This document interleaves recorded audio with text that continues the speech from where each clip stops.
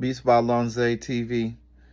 Welcome to the next edition of things that I got in my studio that I love, that I couldn't use, I couldn't live without. So first thing I want to show on today's edition is the Loupedeck Live and the Stream Deck.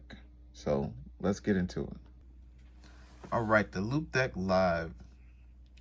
It is a customizable streaming console that you can use to run commands, have plugins inside OBS, voice mods, which comes with like 7 pages of commands that you can swipe through and go to each page to get to different action buttons that you want to have, such as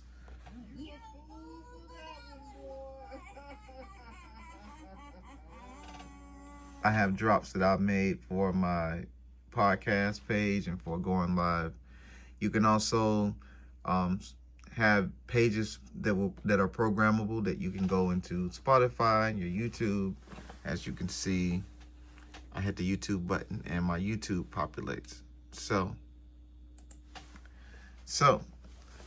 that's how that works. Now, one thing that I did not know is that this swiping function that I just showed you all just now, I did not know that the Loupedeck had the swiping function. I thought that if I pressed buttons 1 and 2 that I can program the rest of these numbers to actually get to the other pages. But what happens is that these are your main 2 pages.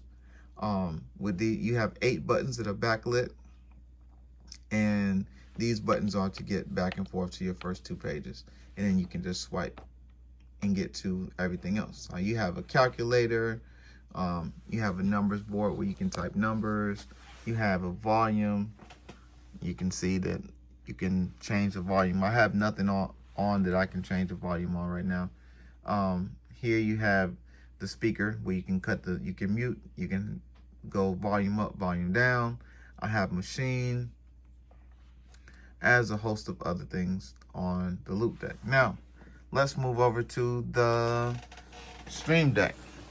All right, so in my studio, I have two computers. I have a Mac computer that is running the Loupedeck Live, and on my PC, which is a recording computer specifically made for studio recording, I have the regular Stream Deck. Now, in this Stream Deck, it has 15 buttons, but it has no rotary knobs, such as you saw on the Loupedeck. Now, the same thing applies to the Stream Deck and the Loupedeck. They all have programmable buttons. You just have to determine on which one you need. On my PC, I don't do a lot of things on the PC, so I only have a couple of menus, so 15 buttons is quite enough. So pretty much, let me show you what happens inside the software. So inside the software, you have an actual duplicate copy of what you have on your actual Loupedeck. So this is live, exactly what's on my screen, live. Okay, so now let me show you. You have so many options to do custom options, such as open applications, play sounds, mouse clicks, mouse scroll. Anything that you'll have to do or want to do on a keyboard, you can do right from your Loupedeck if you program it. Now, the other thing that I really like about it is that you have an actual Loupedeck marketplace where you have over 250 plugins that you can download for whatever types of social media that you use or cameras that you use. You can install all these profiles to make your specific things work, such as Insta360. I have Insta360 cameras, and I didn't know that they actually had I'll have to do this later. I didn't know that they actually had a widget for the i360. So that means that it can make my i360 setup much easier to work with already downloaded defaults.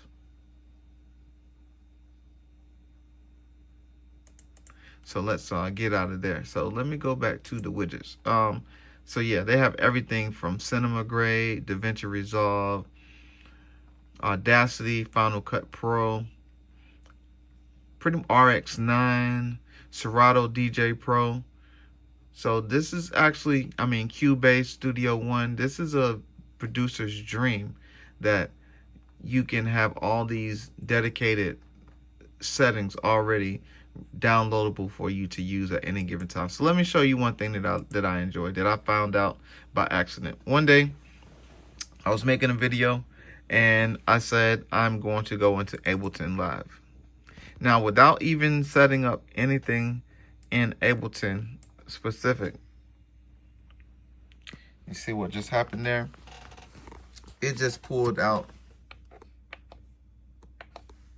all six pages of effects and options that you can do. Previous device, next device, play, stop, mute, clip device, insert MIDI tracks, insert audio tracks, solo tracks, play, stop, reset, loop length. You got all those options to be able to work inside of Ableton without touching Ableton with the additional help of the Loupedeck. So in this video, if I'm showing you this in my video, it is a recommended piece of equipment that would work in your studio, and you could actually find a use for it, especially if you are a streaming content creator. If you are a producer that uses software, this will be a great addition to your computer or your MacBook or your PC. So BeatsByLonza with another edition of things that I like in my studio that I think you should like too. So check me out next time. We'll catch you in the next video. Peace. Mama said there'll be days like this. She was right. And she was right. Mama said stand for something and do what's, if not for any.